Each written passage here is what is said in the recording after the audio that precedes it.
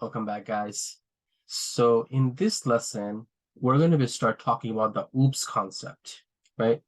And as you know, that's the whole thing about object-oriented programming language, right? There are four different types: abstraction, encapsulation, inheritance, and polymorphism, right? Those are the four main things in the OOPS concept. And obviously, what Java is all about, or what the OOPS is basically object-oriented programming, right? OOP is object-oriented programming. So that said, let's actually create a new package. Go to the SRC, new, create, where's the package? Package. And in here, let's create OOP. Yeah, let's just say OOP.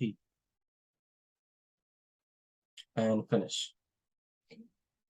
So just like, for all of this, we created inside the package, we have all these classes, same thing on this one as well, on this. We're just going to create one in here as well. Let me just close this out and close out this console. Then create a class. Let's just say, as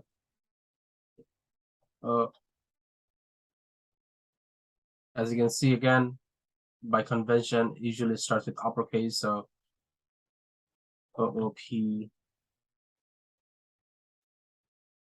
concept, don't put a space.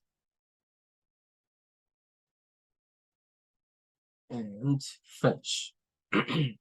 So let's write down a couple of definitions first, or a couple of items in here, and then we can go ahead and start writing some code. I'm just going to create a multi-line comment, so that way we have some room over here. So OOP, right, stands for object-oriented programming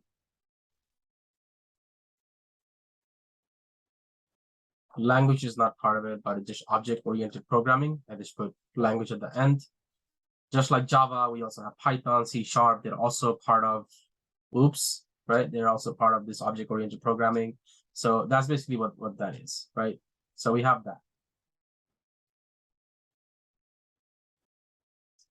And within this, right, one of the things that helps within the OOPS, one of the concept, I guess, one of the, not a concept, but one of the principle we have, which is called drive principle.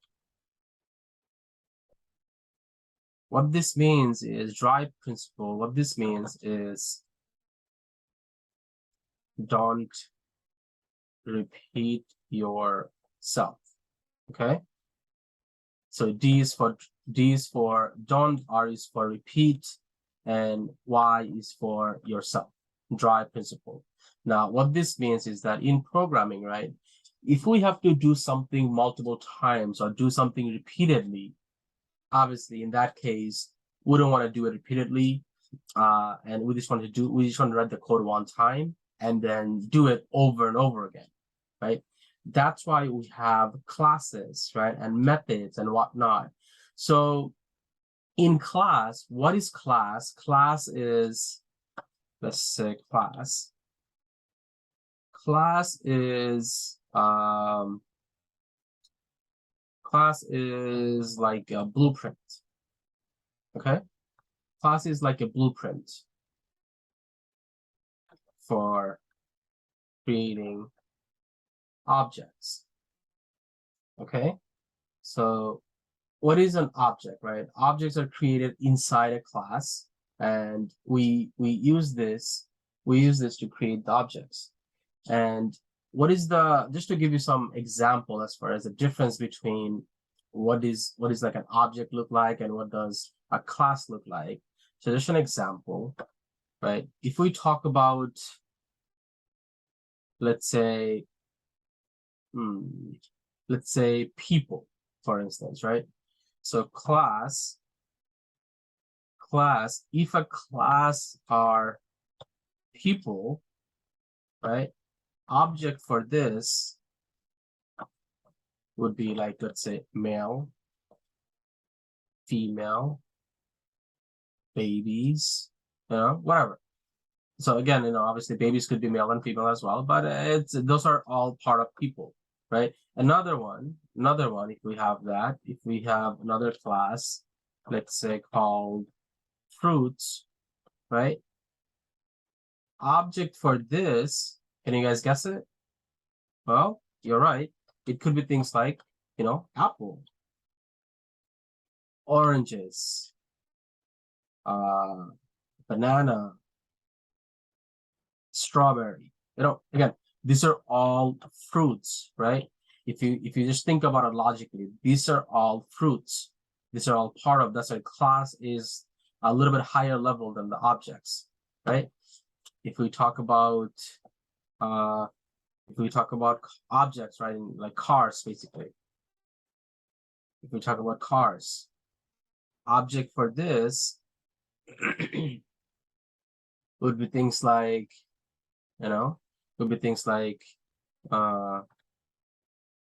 Mercedes, BMW, Audi, Tesla, whatever. You can have a lot more. So this is basically what this would be defined as class, and this is what it would be defined as object. Okay. Now, so inside this, right, obviously, like as you said, any of this thing that we are creating, we want to create it so we're not repeating ourselves, right? That's why we have this drive principle. That's why we create classes and then we have objects inside it. And the class, you could also call it as like a blueprint for creating the object. Okay.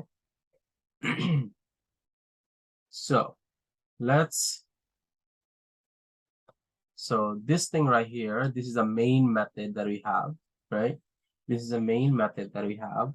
If we want to, let's say we have, how do I create an object? First of all, I know we did talk about this before, I believe, for one of the lessons.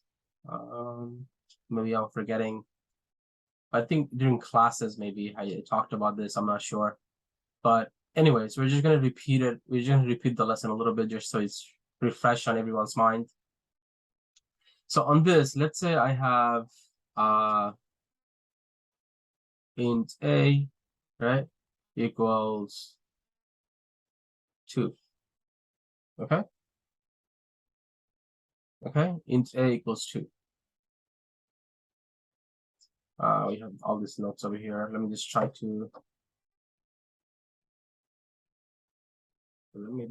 put this. Let me put this on top of this. Yeah, package OOP is fine. Yeah, I'll just bring this out here as well. I'll just bring this down a little bit. Yeah. Okay. Anyways, so we have this, right? We have int a. Now, if I want to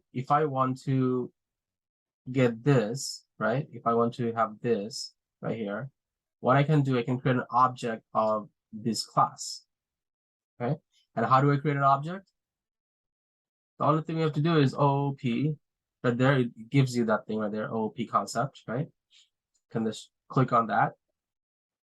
Or just OOP. Again, one of the easiest way to create objects, I would say, it's usually what is a normal practice. Whatever we have, usually for the object, we can put the same name, except, usually we have the uppercase, usually. So what will happen, we just do it lowercase. OOP concept, and this is lowercase OOP concept, right? Equals, use the keyword new, right?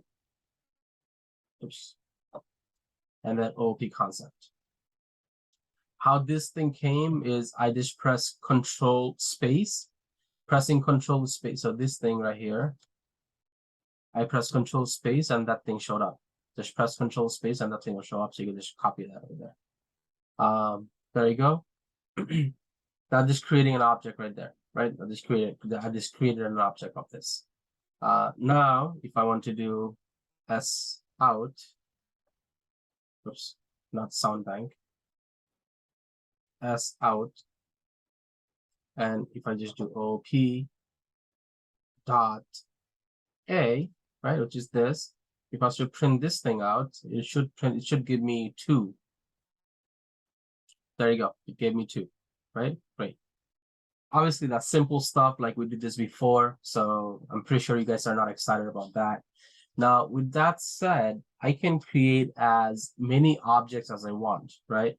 Just like how I have over here, OOP concept over here. I can create another one, right? If I wanted to. I can say again, OOP, this first one, OOP concept, this, again, OOP concept 2. So it gives me, if I do control space, it gives me like some of the variable name already. So I have OOP concept 2 equals new, and then OOP concept. Okay. So again, see, I have this right now. Now I have access to that. And again, for this one, I can print out again. If I just do S out A, see, if I just wanted to print out, the reason I'm creating this object is because if I want to get this A over here, I cannot just automatically put in. You see, it just gives me that error. So that's why I needed to create an object of this first. Okay, because right now it is not giving me any of this. Okay, so I cannot really do anything. It is not seeing that this is part of it. On the last lesson, we did go over some of those, the scope, right? We did go over the class scope, the job method scope, because everything over here is part of this. This thing is not seen by this specific method over here. It doesn't see it as that. So over here again, if I just go OOP, again, oops 2 dot, now it shows because I have this. There you go, I have it again. Right, let's run this thing. There you go, I have it twice. Okay, you can create as many objects as you want. So this is creating of the objects, right? This is the object name. So I can create as many objects as I want using this new keyword. Now, I can also have multiple classes. So general practice is that I should create a class individually. I have one class here, I have another one there. But just like I have my package right here, I have all these different classes of Java that I have written down.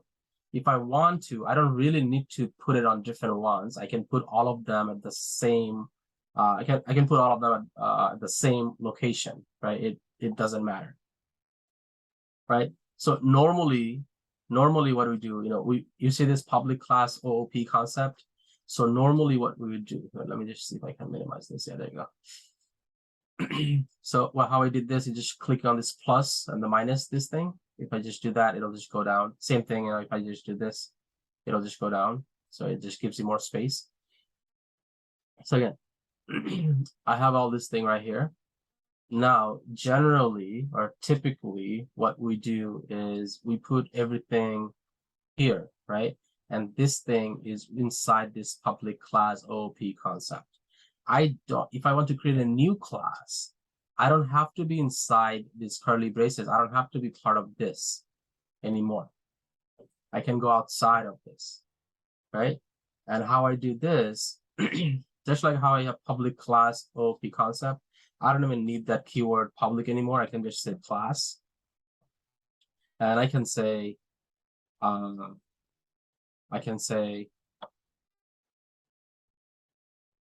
my second class and curly braces. See, I just created another class within a class. Not within a class, I'm sorry. This is outside of the class, but within the same folder location, you could say. Okay, so this is public class OOP concept, and I have the main method over here. So this is part of this. This is part of this. I still need this main method in order for my program to run. Now, I can, if I wanted to, obviously create a main method over here as well, but I'm not going to do it for right now. What I can do over here, let's say I don't do anything over here. I'll just say I'll just do one print statement.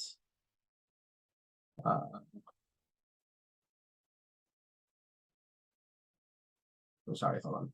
But this say I just do int x equals 15, right? But this say I just have that, nothing else. There's I'm not going to put anything. I'm not going to put anything over here. What I can do over here now, if I want to access this specific thing, right? I just want to access this. Same thing as I had done before. I have to, just like how I've created an object of this, I can create an object over here as well. And how I would do that inside the main. Again, you have to be inside the main if you want to run it, right? So I can do my second class, right? There you go. And control space, it gives me my second class. There you go, my second class. Oops. Control space, I'm just gonna create this. This should the lower ones.